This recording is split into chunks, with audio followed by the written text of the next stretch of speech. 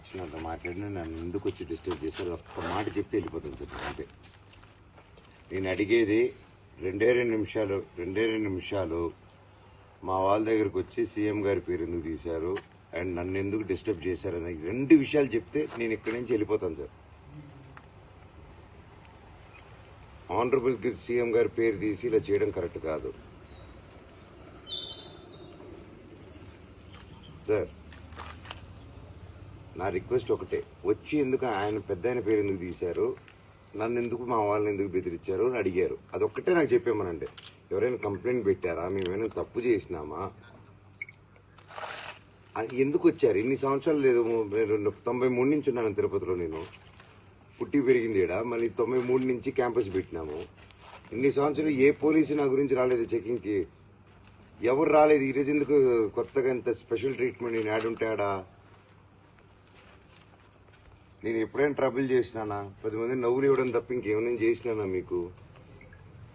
మరి ఎందుకు ఇది? ఎందుకు నేను నా దీంట్లో ఉన్నప్పుడు ఎందుకు మీరు నాకు వచ్చి నాకు జస్ట్ స్టేషన్లో అఫీషియల్గా ఒక మాట చెప్తే వెళ్ళిపోతాను సార్. నేను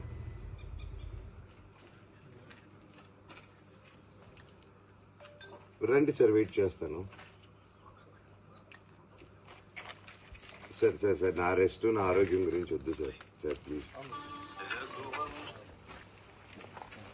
అది మా ఇంటికి వచ్చి నన్ను లేపక ముందు రావాలి సార్. అదంతా ఇల్లు కానీ రిసార్ట్ కానీ నా దగ్గరికి వచ్చారు సార్ మీరు. కానీ నేనంటే నేను కాదు సార్, మీకు తెలియని వ్యక్తి మీ ఇంటికి వస్తే ఎలా ఉంటుంది మీకు? మీరు ఆఫీసర్ని మర్చిపోండి సార్, మీరు జనరల్లో ఒక పబ్లిక్గా అనుకోండి సార్. అలా రావడం ఎలా ఉంటుంది చెప్పండి? సడన్గా మీరు నార్మల్ వ్యక్తి, పోలీసులు సైరన్ వేసుకొని నాకు ఇక్కడ ఫుడ్ పెట్టద్దని చెప్పి ప్రతి రెస్టారెంట్లో ఫోన్ చేసి చెప్పారు.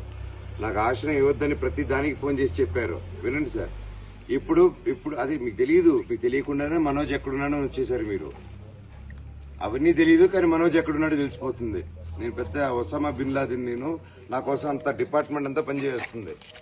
నేనేమైనా పుష్పనా సార్? మీరేమైనా షకావత్ వచ్చి పట్టుకుని వెళ్ళిపోయేదానికి? ఏంటి సార్ ఇది? ఎందుకు ఎందుకు నేనేం క్రిమినల్నా, టెర్రరిస్ట్నా? ఎందుకు వచ్చారు? అవును సార్,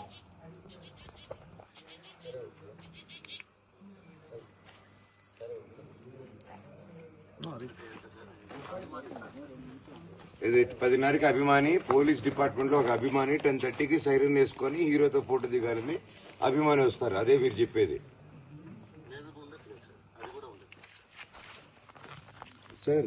అదేంటి సార్, అభిమానిగా వచ్చారని చెప్తున్నారు మీరు. సిఐ ఉండి, ఒక ఎస్ఐ డ్యూటీలో ఉండి సీఎం గారి పేరు చెప్పుకొని సైరన్ వేసుకొని వచ్చి నాకు కింద దింపిన తర్వాత ఇవి అభిమాని అంటే కాదు. ఇప్పుడు అభిమాని అంటే కనుక్కోవడం కాదు సార్. నేను ప్రజెంట్ చేస్తాను అన్నీ, మీకు డాక్యుమెంట్స్ అన్ని ప్రజెంట్ చేస్తాను, వీడియోస్. కానీ అభిమాని రావడం ఏంటి సార్? ఆయన కూడా, ఎస్ఐ గారు కూడా నేను అభిమానంతో వచ్చానంటున్నారు. అర్ధరాత్రి ఒక రిసార్ట్ లోపలికి సైరన్ వేసుకుని వచ్చి మా వాళ్ళని ఏ ఊరు, ఏడుంటావు, అభిమానికి ఎందుకు సార్? నా పక్కన ఉన్న వాళ్ళ ఊర్లు పేర్లు నేను వెయిట్ చేస్తున్నాను, ఈడే ఉంటాను సార్. సార్ నాకే ఇలా చేస్తారంటే ఇక్కడ ఇప్పుడు నేను ఎవరి కోసం పోరాడుతున్నాను, వాళ్ళు ఏం చేస్తారు అందరు? మీరు ఇంత నా దగ్గరకు వచ్చి 10:30కి సైరన్లు వేసుకుని వచ్చి అభిమాని అంటే నమ్మేదానికి ఎవరున్నారు సార్? సిఏ గారు కాదు, మీరు చెప్పండి సార్, ఎవరైనా నమ్ముతారా ఆయన నా అభిమాని అంటే? ఇప్పుడు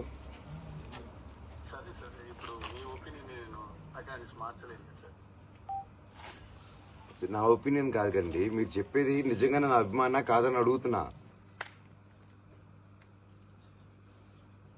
హలో సార్,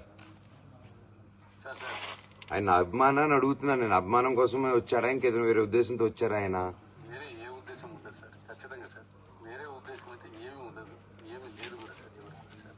సో అభిమానంతో సైరన్లు వేసుకొని పోలీస్ ఆఫీసర్స్ రావచ్చు ఎవరింటికైనా. అదే అంటారు, సైరన్ వేసుకొని చంద్రబాబు నాయుడు గారు, మా హానరబుల్ సీఎం గారి పేరు చెప్పుకొని ఆయన దగ్గర నుంచి వచ్చినాము, నీదే ఊరు, ఆ ఊరు, ఈ ఊరు అని చెప్పుకొని. Okay sir.